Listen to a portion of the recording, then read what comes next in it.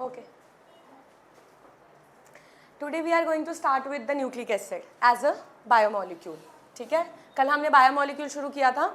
Biomolecule में हमने पढ़ा था कि there are two types of molecules, macro and the micro molecules. ठीक है, सेम हम पढ़ने वाले हैं कि न्यूक्लिक एसिड जो होते हैं हमारी बॉडी में वो कैसे एक्ट करते हैं एज अ बायोमोलिक्यूल. ठीक है, पहले तो पता होना चाहिए ये किसके अंडर आते हैं, माइक्रो मॉलिक्यूल के अंडर आते हैं कि मैक्रो मॉलिक्यूल के अंडर आते हैं. ये एक मैक्रो मॉलिक्यूल्स हैं, न्यूक्लिक एसिड एक मैक्रो मॉलिक्यूल्स हैं. ठीक है, आपको पता है मैक्रो मॉलिक्यूल्स क्या होते हैं, as the name indicate they are larger in size. ठीक है, तो लार्जर इन साइज है, that is the reason they are called as macromolecules. Clear. अब nucleic acid as the name indicate ये एक ऐसे कंपाउंड है हमारी बॉडी के जो कैसे होते हैं, एसिडिक इन नेचर होते हैं. ठीक है, हमारी बॉडी में हमारी base, we already know that biomolecules का मतलब क्या हुआ, बेस बना रहे हैं हमारी बॉडी का. जब बेस बना रहे हैं तो कार्बोहाइड्रेट्स हमारी बॉडी में एक ऑर्गेनिक कंपाउंड है जो हमारी बॉडी बनाते हैं. वैसे ही न्यूक्लिक एसिड भी हमारी बॉडी के एक कंपाउंड है जो हमारी बॉडी बनाते हैं. और न्यूक्लिक एसिड में कौन आते हैं जो हमारी बॉडी बनाते हैं, we have two types of acid that are present inside the nucleus as the name indicate. These are the acids of the nucleus. ये बात समझ आई. तो न्यूक्लियस में ऐसे कौन से एसिड प्रेजेंट होते हैं, न्यूक्लियस में दो ही एसिड प्रेजेंट होते हैं.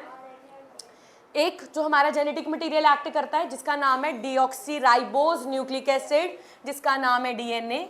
ठीक है, और एक जिसका नाम है आरएनए, राइबोज न्यूक्लिक एसिड. क्योंकि हम बायोमोलिक्यूल्स के बारे में पढ़ रहे हैं, जैसे कल हमने पढ़ा बेसिकली इनके स्ट्रक्चर्स के बारे में, तो इनका स्ट्रक्चर भी पता होना चाहिए. ठीक है, मैं आपको थोड़ी चीज़ें कल भी बता चुकी हूँ. इन द पॉलीसेकेराइड में मैंने आपको बताया था कि ये पेंटोज शुगर में आते हैं. स्ट्रक्चर में मतलब क्या क्या प्रेजेंट होता है, एक न्यूक्लिक एसिड के स्ट्रक्चर में क्या क्या प्रेजेंट होता है, पहले वो बात कर लेते हैं. न्यूक्लिक एसिड जो है ना वो दो चीज़ों से मिलके बने होते हैं.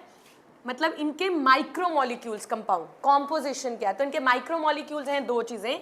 एक है न्यूक्लियोसाइड, एक है न्यूक्लियोटाइड. अब बात करते हैं ये न्यूक्लियोसाइड और न्यूक्लियोटाइड क्या है. पहले मैं बात कर लेती हूँ न्यूक्लियोसाइड की. न्यूक्लियोसाइड में क्या क्या प्रेजेंट होता है. अगर मैं न्यूक्लियोसाइड की बात करूँ तो न्यूक्लियोसाइड दो चीज़ों से मिलके बना होता है, और वो दो चीज़ें क्या हैं, एक पेंटोज शुगर, कल पढ़ी है हमने ये, और दूसरा नाइट्रोजीनियस बेसिस.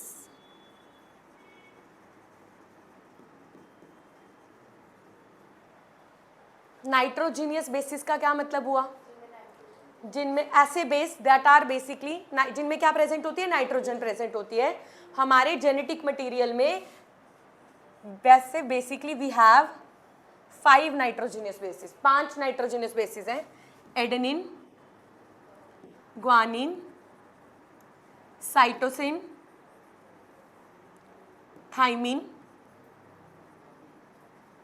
यूरेसिल.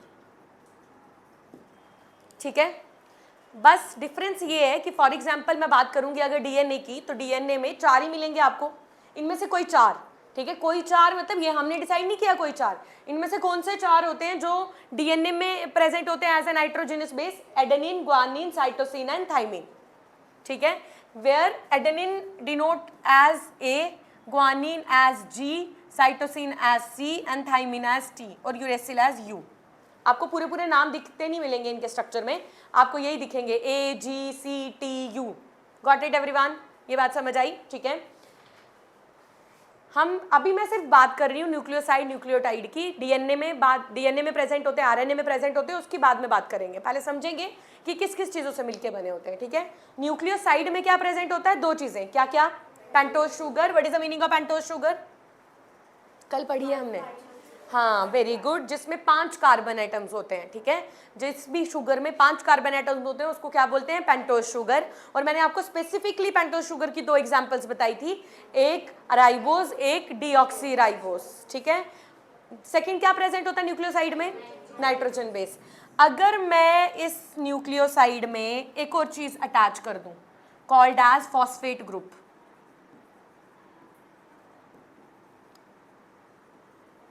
अगर मैं फॉस्फेट ग्रुप को अटैच कर दूं तो फॉस्फेट ग्रुप जब यहाँ पे अटैच हो जाता है ना, तब ये न्यूक्लियोसाइड नहीं रहता, क्या बन जाता है, तीनों को मिला के न्यूक्लियोटाइड.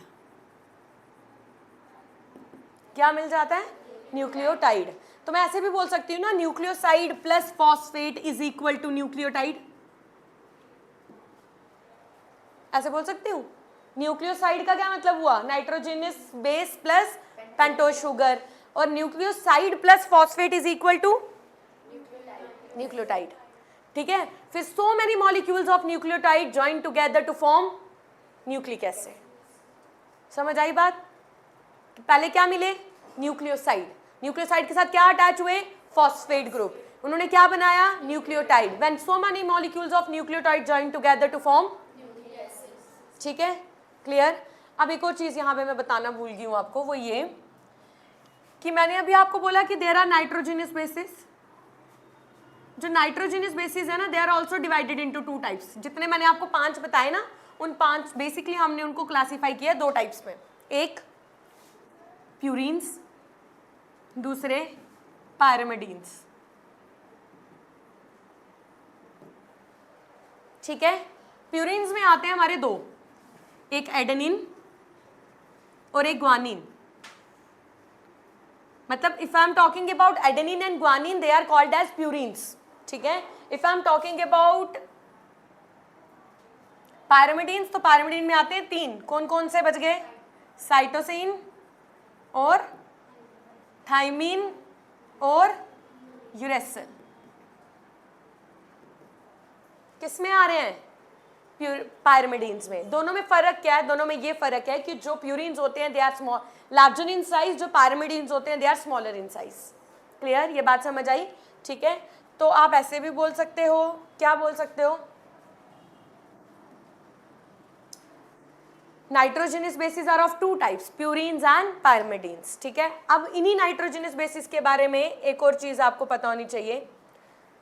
अब डीएनए में ना जो भी नाइट्रोजनस बेसिस होते हैं ना, वो हमेशा ना अपने पेयर के साथ प्रेजेंट होते हैं।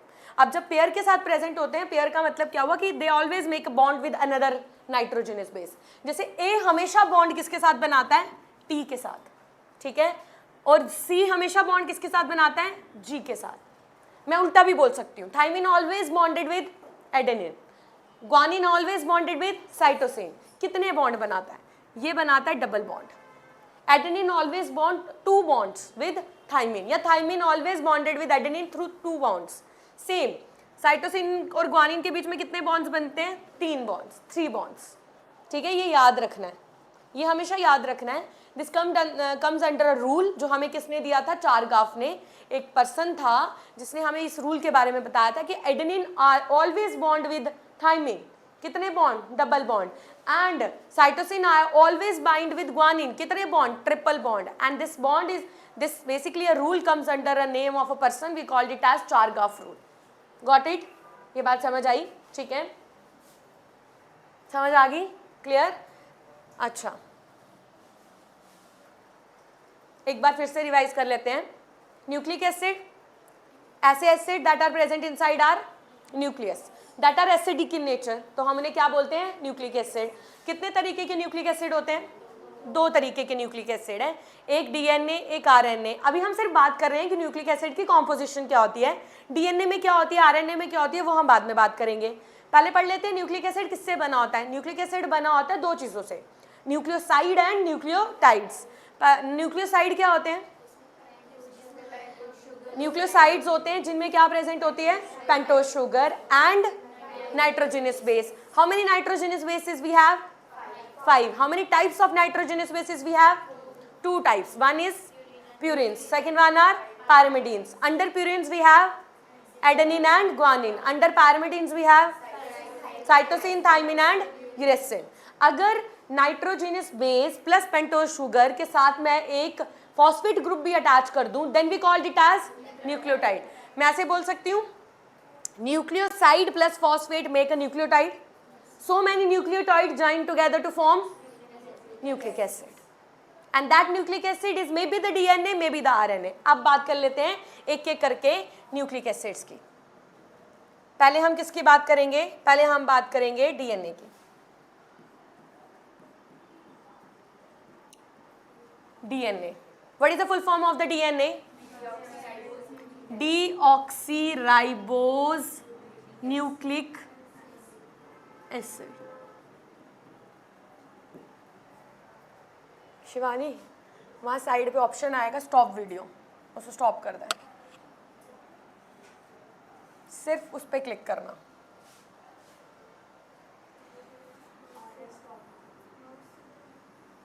माउस से कर दिया।